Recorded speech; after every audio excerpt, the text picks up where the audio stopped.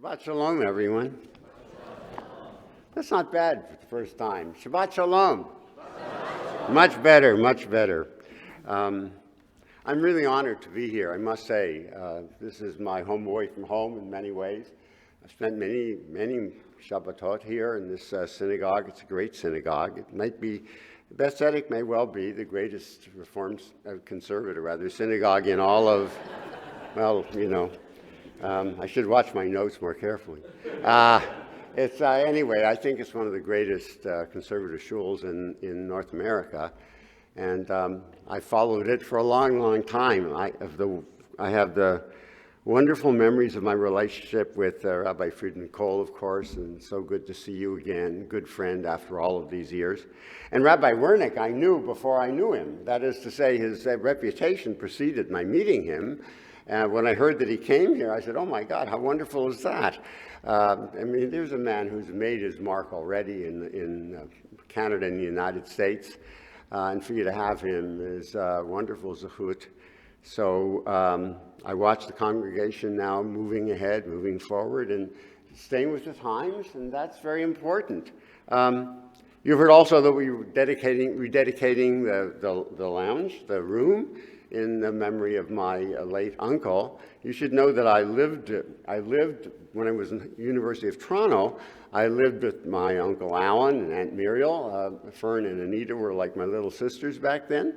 And I'm wearing his talit now. This is given to me after he died. I've inherited this talit, and I treasure it for me to be here and to do honor to this great man. And he was as close to a tzaddik as I've ever met, I should say. And so for me to be here is a marvelous thing just for that, but for it to be dafka here in Beth Tzedec, all the more so. Now, when we talked about Rabbi Wernick and what I should be talking about, I had 5 or 6 wonderful lectures that I had prepared over the years. Somebody once asked me, how long does it take to prepare a good lecture? I said, 10 years maybe for each one. So if you live long enough, you can develop several of these, you know. The bad news is I'm not going to give any of them. Instead, I said, I would like to explore with you a little bit about what the moment is now and what the next stage, perhaps, of Judaism has to be. So what I'm going to do now is consider this a sort of a conversation. I mean, I realize I'm up here, I'm talking, and you're down there, you're listening. I hope you don't finish before I do. But later on, the conversation will continue as we rededicate the room. So let's think together is really what I want to talk about. Think together about where we are today. When I was studying liturgy, I mean, most of my life that's been my field, I discovered early on that one of the most important things was technological competence. And prayer changes when the new technology develops. It's not just prayer changes, but religion itself changes. Technology determines it. Now, technological competence goes with something else. It's called social competence. Because technology allows us to connect in different ways and to do things as human beings in different concatenations. So it's both technological and social competence that make changes. And we happen to be living in an enormous change in both of those things. The last time this happened was the development of printing. So just think of what printing alone did. I'll give you a couple of examples. Had there not been the printing press in the 16th century, Martin Luther wouldn't have been able to write his theses and nail them up, and there'd be no Lutheranism. He claimed that for the first time, Christians should read the Bible themselves and not trust to what the Pope was saying. If they couldn't read, if there wasn't printing, if they had nothing to read, so the Bible didn't come to them, there'd be no Protestantism. But not just that, in the Jewish fold, why is it that Kabbalah took off in the 16th century? The answer is they got lucky. It used to be if you wrote a book, you waited till somebody, a scribe, wrote it down. You know, maybe 10 people read it in a year, but all of a sudden with printing, the Kabbalists wrote their stuff and bing bang, it was all over Europe, and so Kabbalah took over. That's all because of printing. Otherwise, Kabbalah would hardly be known. Maybe it would have taken several centuries, we know a little bit about it, but printing changed all that. We are living in the next great time of technical change. We all know that. Now, it took centuries for printing to really have its final effect, and it'll take not centuries, but it'll certainly take decades for the computer age to have its final effect. But it's not too late to start thinking about it. In fact, we better start thinking about it now, because if we don't, it'll be as if we are living in the pre-print era and it's the 17th or 18th century, right? So let's think together about what this means. The first thing is computer technology, among other things, gave power to the periphery. Until then, you had to have a center, and the center told you what to believe, what to do. Once you've gone on the internet, hey, anybody can go on the internet and get anything you want, which means that the center becomes less significant. That's a problem for denominations. It means that denominational centers, they don't really need them anymore for very much. That means that a greater responsibility for developing Judaism now depends on congregations. Local congregations are now where things matter most, rather than at the center someplace far away. What you do here, therefore, is enormously important. It also means, however, that since this is the center of a community, it means that power is diffused to the individual on the periphery, even of the congregation, which means that it's harder and harder to draw people in. It's harder and harder to get people to see how important the center is. So even as congregations are more important relative to the movements, individuals are going to be harder to bring in to the congregation, which means congregations have to think altogether differently. Back to that later. The second major change, the social competence, has to do with the breakdown of the old barriers between groups of people. Now that goes hand in hand, of course, you see, with the new technology, right?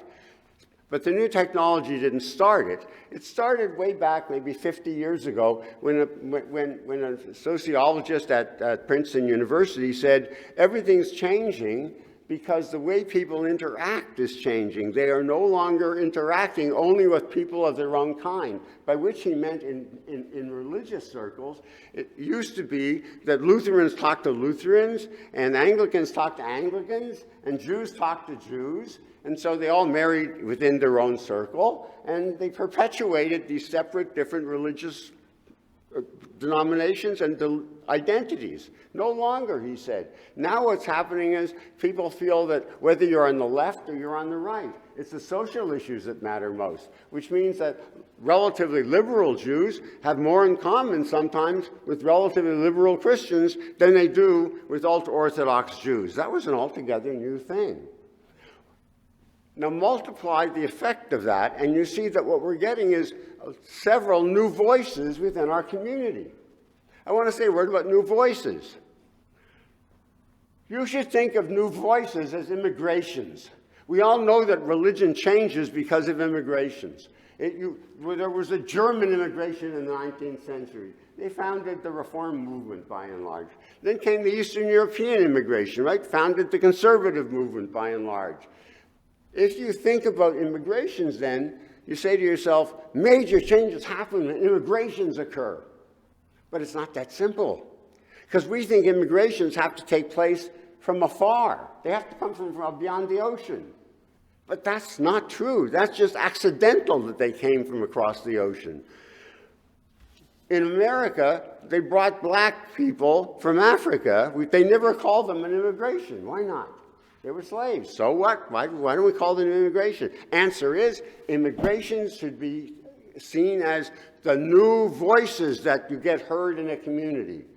When you suddenly hear new voices, then you know that there's an immigration afoot. We have been living in a time when immigrations have occurred, but they have occurred from within our own midst, because new voices get heard. The first of those great immigrations was women. They were already here, just nobody heard from them because they were left out.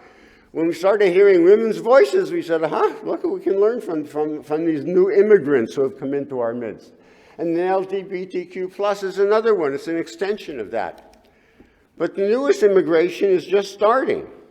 The newest immigrations are largely people who weren't born Jewish. And suddenly they find themselves, I would say, in the orbit of Judaism. And suddenly, most of our people in our ranks will eventually be people who weren't necessarily born, certainly not educated as Jews. Also, what we're seeing is in the United States, we're also seeing more people who are not white. And we're discovering there's all these new faces. Now that's an immigration. Immigrations change who we are. And that's an extension of the social competence that I was talking about. These two far-reaching effects are ones that we have not yet seen the end of. I mean, computer technology is changing faster than I can even remember the names for it. I mean, I'm not sure I should memorize what AI means, because by the time I memorize it, there'll be a couple of new initials that they'll be using. As for immigrations, we're just waiting to see.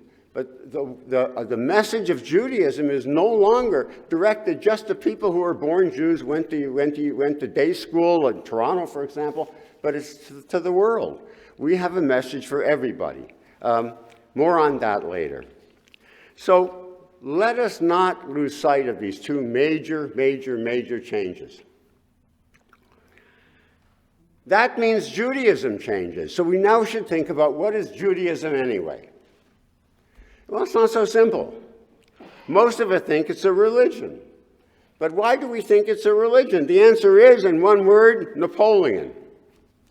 Napoleon took over the Western Europe, and wherever he went, he released Jews from the ghettos. And when he did that, he said to them, look, if you want to stay here, you got to decide who you are. If you are a people, like if you're a nation, then there's no room for you. But if you're a religion, then like the Protestants, the Catholics, then you can stay. And he gathered together a Sanhedrin, greatest number of greatest minds in time. And they were really smart people in the Sanhedrin, we can tell. It took them no time at all to decide they were a religion. The only thing is they didn't know what a religion was. There was no word for it yet. So they looked around and said, oh, I see they have divine services. We can do that. And so we reformed ourselves as a religion. But this was altogether new. And that meant that we would have religious denominations, because there are different ways in which you want to pray, in which you want to have religion. But we always knew we were more than that. We played the game. You want to stay over your religion? Fine, those on a religion, it'll be very nice. But we always knew we were more. And Jews never really related to prayer the same way, with the same fervor that, say, Protestants did. In fact, it's still not the case. Just the other day, I read a survey by the Pew people who wanted to know in American Thanksgiving how many Americans say a prayer before they eat. Turns out, if you're an evangelical Christian, it's 90%. Turns out if you're just an average Christian, you're at 65%. The lowest who say prayers ever at meals, go figure, are Jews. 22%. We are tied with atheists. So we always knew we weren't entirely a religion. So what else are we? Well, some people think we're a nationality. Look at Zionism, right? Israel. Why is it that Zionism caught on in Eastern Europe, not in Western Europe? The answer is Napoleon never got to Eastern Europe to tell them they were a religion. There in Eastern Europe, they knew different kinds of peoples, like even now, of different peoples, right? Latvians, Estonians, Magyars, and so on and so forth. So Jews there thought, we'll be modern by being like one of them. The only thing we don't have is a land. They've got a land. We could use a language, would be nice. So up came Hebrew, and then Eretz Yisrael. No wonder they're not so religious in Israel. They didn't go there to be religious. They went there to be Judaism as a nation state, and it works for them. It doesn't work, of course, if you don't live there, but we still understand that Israel is part of us just because we know we are sort of more than a religion. We're not just a religion. There were other things too, by the way. At some point, Jews thought they were a race. Freud believed that we were a race. At one point, when Jung left Freud, Freud was devastated because Jung hadn't been Jewish. That was the best thing about him. Freud was worried that everybody following him were Jews, and that his science would be seen as a Jewish science. When Jung came along, this was wonderful. When Jung left, then what? So what did he do? He wrote a letter to one of his disciples, Abraham's, Jewish obviously, and he says in the letter to him, well, Jung couldn't get it. He wasn't one of us. Yeah, not so smart. We're better. That was an age, of course, of racism, but we know where that took us. So obviously we're not a race. That's clear. Sometimes people think we are. Sometimes people think we are like a tribe, which is close to being a race. And we had to fight that, for sure. There's still some racist Jews out there who think that the only way you can be Jewish is if you're born Jewish. It's in the blood.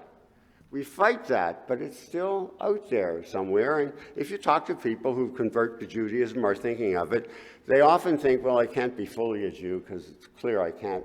It's got to be by blood. Sometimes we think of ourselves as a culture. This is a way for Jews to be Jewish and yet not have to go to shul. So people who don't like shul, don't like religion, they say, well, Jewish culture, or it's a way of life, which is true also. All of these are true, but only to a certain extent. Evidence is that Jews who think they are only a culture do not pass along Judaism to the next generation. Mordecai Kaplan in the 1930s, speaking to Jews from Eastern Europe who weren't religious, called it a civilization, which is rather very nice. The only problem is, it seems to me, civilization is more like the Mayans or the Aztecs, under glass. I hate to think of Judaism as a civilization that we visit once but can't touch, Yet all of these are true. My point is, Judaism isn't a single thing. We can define Judaism any way we like. And we not only have the opportunity, but the obligation to think of a new definition.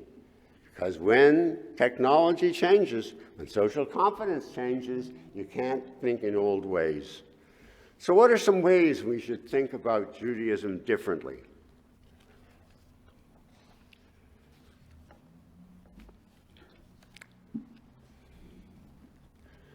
Perhaps the greatest impact of the changes I've been talking about have to do with that word we call identity. It used to be people knew who they were. It was very simple. Read Jonah. Beginning of Jonah's story. Remember, the sailors say they're going to die. The ship is being buffeted left, right, center, up and down. They decide it's Jonah's fault. So they say, who are you? Jonah says, Ivri Anochi. 2 words. I'm a Hebrew. Then he explains, I'm one of the guys who prays to this particular God. Now, please note what he doesn't say. He doesn't say, well, I'm a Hebrew and a prophet. Not such a good prophet. I'm actually between things at the moment. Thinking of going back to graduate school, I'm also a brother, and, I'm the son, of course. And I collect stamps. I mean, it's a simple thing. Who am I? I'm a Jew. That's it. But let me ask you, if I could go around now, pretend we're really having this conversation. I mean, there are too many of us to have it, and you don't want to stay here forever. But if I asked you, who are you? What are you? Just think for a minute. Think for a minute what you would say.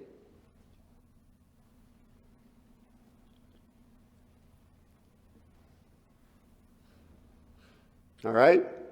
How many would have said Jew? Put your hand up high, we can see. How many, you notice nobody ever puts their hand up high. Say, yeah, all right, that's high. Yeah, all right. How many people said Canadian? How many people had something to do with a parent or grandparent? How many people said gender? I'm a man, I'm a woman, I'm gay. Yeah? How many people said something like, I'm a biker, I'm an avid skier, something to do with what you do in your leisure time? Anybody? So it turns out now when you ask somebody who they are, what you get is multiple things. And that's because we are all in the process of curating our identity. Identity is what is the newest thing, and the issues of defining who you are become exceptionally vivid when you can go online and you can find all sorts of people like yourself, and you can identify with those people over there, but a little bit with those people over there. And we are also meeting other people, as I said, not just Jews. And so therefore we discover friends we have who we have something in common with. Oh, you're an artist? I'm an artist. How about that? Yes, who are you? I'm an artist. Actually, I'm a Jewish artist. Well, I'm sort of a Canadian Jewish artist. I guess I'm a Jewish Canadian artist. Or is it a Canadian Jewish artist? There's an artistic Canadian Jew. I mean, there are many ways of putting them together, and they all have different meanings. People today are curating their identity. So I want to think with you a little bit about identity for a minute. Once upon a time, in Jonah's time, we were an ethnos. We were a people. And for a long time, Jews used the word Am Yisrael. Came from being an ethnos, a people, right? It's a tribe, basically. That changed with Christianity and Islam. Christianity decided we all had to be religions, and that's how Napoleon got his idea. So did Islam. Islam didn't do it very well, however, because Islam was always tied up with being an ummah, a people. So they had the same problem in a way that Jews did. And in fact, at one point, early on, when one dynasty was more Arab than it was Muslim, the whole dynasty changed to admit people who weren't Arabs into the ummah, into the people. So religion was a way to be all-inclusive, and that worked largely until about the 16th century. 16th century, it got tied up with nationality again. So Germans were Lutherans, not Catholics, let's say, and Protestants and Catholics split apart, and different countries decided they were a Protestant or they were a Catholic country. France was Catholic. They killed all the Protestants, and so on. So now religion and nationality started to mix together. But more significantly, at the same time that was happening, we discovered something called the self. Now you think we would have figured that out sooner because we each have one. But in fact, that's not the case. The self developed largely because of printing. Now you could read books, you could read all sorts of things.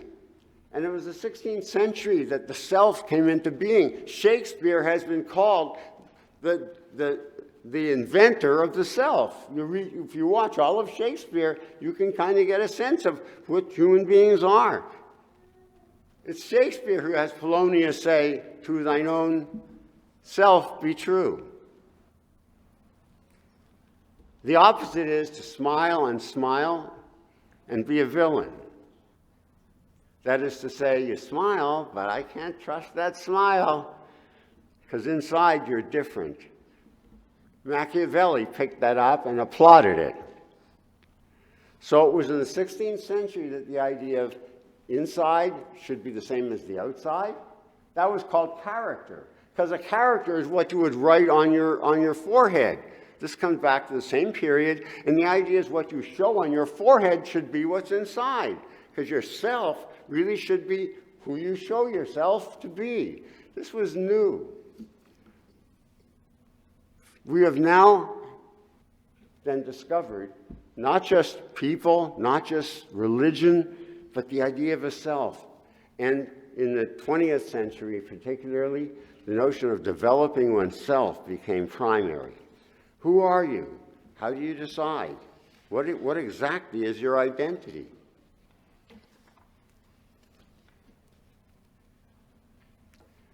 Identity is complex. Most important thing to be said about identity is, as I've said, in our era, it's multiple. But it's more than just multiple, it's also layered. I mean, one identity you have is like name, rank, and serial number. It's the numbers that you know, oh, it's my number that the government gives you. That's who I am. A little deeper is your computer identity that people can steal. But your real identity is the things that you told me or would have told me when I asked. But what happens if we took all that away? You're a doctor and you retire. Are you still a doctor? You're a lawyer, but you haven't done law in so many years. Are you still a lawyer? God forbid you lose a spouse, lose a wife, a husband. Are you still a husband or a wife? If your parents die, are you still a son, a daughter? What if you took away, you're an artist, but you no longer can do art anymore and you haven't done it in 20 years. Are you still an artist? Imagine. We all imagine that there's something else that's deeper within us, right? There is a self below whatever we name our things, and that stays who you are. Call it your deepest self. That deepest self has two definitions I want to give you. One of them is from the Canadian philosopher Charles Taylor, right? Charles Taylor. He says, the deepest self is the self in moral space. What do you really believe? Where do you stand? Here I stand. This is it. I will go this far and no farther. This is wrong. This is right. Your self in moral space is what matters most. Add to that the definition by a British philosopher, Daniel Dennett. The self, he says, the deepest self, I love this one, is the center of narrative gravity. The center of narrative gravity. It's a story that you tell about yourself. Now, in the age of curating identity, when we are many different things, Judaism is no longer necessarily the only thing we are. We have operated so far with the assumption that the more things you do Jewish, the better, more Jewish you are. And the ideal is that Judaism should take the totality of your life. I think about that and I realize I'm as Jewish as anyone I know. But you know what? Sometimes there's an 82-year-old guy watching TV.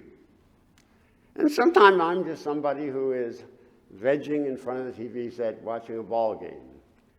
And sometimes sometimes I don't know what I am, but I'm not thinking necessarily Jewish. So one of the things we have to realize, and it's hard to realize it, is that the question is, what identity do we care most about as we educate Jewishly? I think synagogues should see themselves as ultimately responsible for the self in moral space and the center of narrative gravity. Our job is to help people's self, deepest self, be saturated with Jewish values. How do we do that? And that leads to the last point I'll make, really. Are you still listening? I mean, I'm still talking, I know, right? Just let me know, because I know this is longer than usual. How do people decide who they are? What's the most important way that they decide anything? The answer is, we are the species that uses language in a complex way. You cannot have a self which is the center of a narrative gravity if you don't talk. We talk. Not only do we talk, but mostly we converse. Human beings are conversational animals. Aristotle thought we were a rational animal. Not bad. Marx thought we were working animals. Also true. But I want to say we are speaking animals, and not just speaking to ourselves. Even when I'm speaking to myself, it's a conversation. I'm thinking about, do I believe? I have a conversation with myself. Human beings converse so much that the only thing we do more is sleep. And even when we're asleep, we have dreams, and that's sort of like conversing with ourselves. Think of all the time you spend conversing. and think of how important it is. I want to say then that I define Judaism and you for our time. Judaism not as a religion only, not as a nationality only, but for practical purposes, rethink Judaism as a conversation. And then you say to yourself, that's it? We're just a conversation? The word just doesn't go with conversation, because conversation just makes us who we are. Now, there are different kinds of conversations, of course. Sometimes we converse about nothing, like, where were you last night? Oh, I was with our friend George. Really? What'd you talk about? Oh, nothing. For an hour. So we can talk about nothing, but we at least talk, right? Some conversations are just pro forma, like, hi, how are you? How are you, Steve? Very good. Yeah. Now, this is not a conversation in a way, because I knew the answer. You ask somebody, how are you? They don't say, well, I'll tell you all about my pains. Never mind, I didn't mean that. So some conversation is just ritualistic. Then there's connective conversations, like, hey, I hear there's a new restaurant opened up downtown. Yeah, now, we might talk about it. You might say, oh, what kind of restaurant is it? I say, it's Italian. You say, that's interesting. Actually, it isn't. We are just making a connection. One of the ways we connect with someone after how are you is a conversation is just, oh, what we really mean is you and I are enough alike, we would go there together. So look, I have a friend, now you're my friend, good. I'm not alone. That's that kind of conversation. Then there's transactional conversations where you get more information. Utilitarian. How much does this cost? $15, but for you, $13.99, all right? Professional conversations. Now they're real conversations when you're talking to your doctor or your lawyer and your rabbi, and these tend to be quiet conversations that are really just between the two of you. Most conversations, though, are not about information. When you really want information, you end up taking courses, you pay for them. So conversations vary with the purpose of them. Now remember I said before, the deepest self is the self in moral space and the center of narrative gravity. The deepest conversations are conversations that touch upon that. I want to say Judaism is a conversation, but it's a religious conversation that it's in large part, and that's what makes it more than other conversations. I will redefine religion for you. Religion, as I see it, is the practice of communicating in a register that does justice to the human condition. That's what religion does. Judaism is a fabulous conversation over the centuries. It talks about food, it talks about what clothes you should wear, it talks about everything having to do with life. Sometimes in the Talmud it just talks. You don't even know what they're talking about anymore, but they're talking. For an hour. Yes, for an hour on one page. And that's the beauty of defining this as a Judaism as a conversation. It really is. Look at the way they print our text in the middle and commentaries on the margin and commentaries on the commentaries. And someone writes commentaries if you're a student on the commentaries on the commentaries on the commentaries. It's a fabulous conversation across the centuries. But it's also a conversation that does justice to the human condition. Because ultimately it's about the questions that only religion can answer. Where are we from? Where do we go to? What's the point of it all? Is there God? What kind of God? Why am I alive? What should my life be? These are the questions that touch upon the inner, deepest self. But that means that we need to see our congregation differently. We need to see our role differently. So, at the end, let's say,